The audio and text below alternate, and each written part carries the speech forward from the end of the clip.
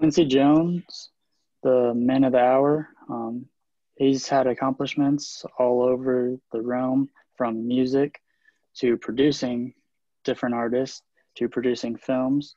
He's had a little bit of everything.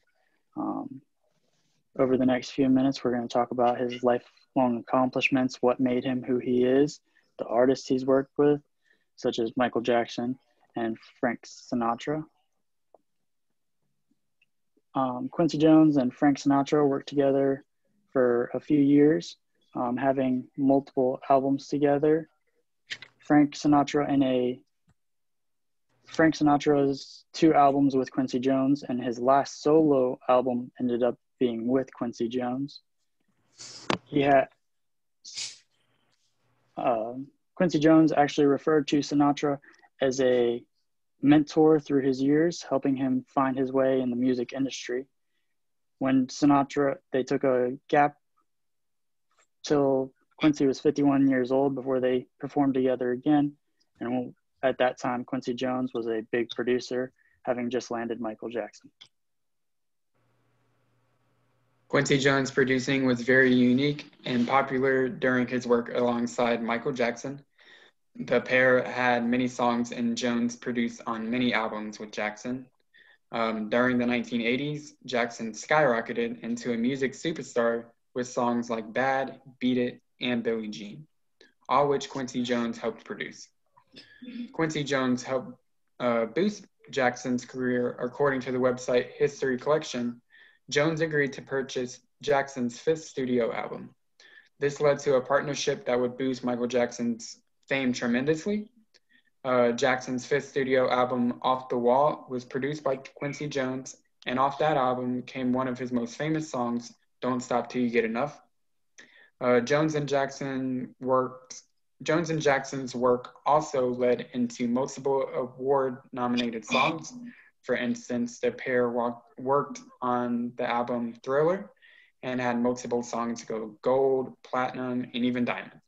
Songs like Human Nature, PYT, and of course, Thriller. And this picture I have here they're at an award ceremony for the 1984, I believe, the Grammy Award for the Album of the Year. These are both of their awards. You kind of can't see it, but they both have trophies to showcase for it. Mr. Jones was for music early on in life. Around the age of 10, he began to explore many different instruments in his school band, but eventually would take a particular liking to the trumpet. Mr. Jones would go on to meet a local pianist that we all currently know as Ray Charles. Jones and Charles then began showing off their musical talents by performing at nightclubs and weddings. At the age of 18, he would receive a scholarship to Berklee College of Music in Boston. However, when presented with the opportunity to tour on the road with Lionel Hampton, he chose to leave Berklee. This decision would end up being one that would boom his career. After touring the U.S., Jones went on to have more success throughout Europe. Eventually, all good things come to end, and due to financial burdens, touring had to stop. The road would not end here for Quincy Jones. Instead, he would go to work for Mercury Records and later become a music director for the label. This would eventually lead to his career as a producer, where he would go on to work with other successful artists such as Michael Jackson. At age 14, Jones introduced himself to 16-year-old Ray Charles. Jones says that Ray Charles was a big inspiration in his music career because he overcame an illness like blindness. In his 20s, Quincy Jones played in bands and composed for film and television in the mid-60s, eventually producing over 50 scores.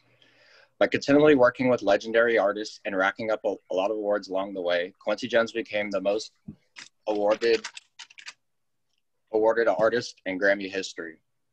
While amassing a great deal of success, it also came with relentless racism. Everywhere he went, lodging and going to restaurants were massively difficult. He saw effigies of hung black men on trees, and Black people were overcharged in venues and separated, and his impressive resume was looked over because of his skin color. Nonetheless, this didn't stop him from becoming the vice president of Mercury Records and becoming the most prolific producer of music and film scores. On top of his music success, He used his platform benevolently through philanthropy. He produced the infamous We Are the World anthem to raise money for famine in Ethiopia. He's worked for innumerable social causes, helped build homes in South Africa, and helped inner city youth with technology, education, culture, and music. Quincy Jones has had many successes throughout his life and has been given many awards for his work. Throughout his life, he had been nominated for 80 Grammy Awards and received 28 of them, which makes him the second person to receive that many Grammys in his life. He was also nominated for 7 Academy Awards and 2 Tony Awards, which he won. Also, in July of 1969, his arrangement of music was played on NASA's first lunar landing mission, and in 1977, he was awarded an Emmy Award for Outstanding Music Composition. Also, in 1994, he was awarded the Polar Music Prize. Overall, Quincy Jones was very influential in the music community and has been very successful throughout his life. In this picture, you can see Quincy with some of his many Grammys.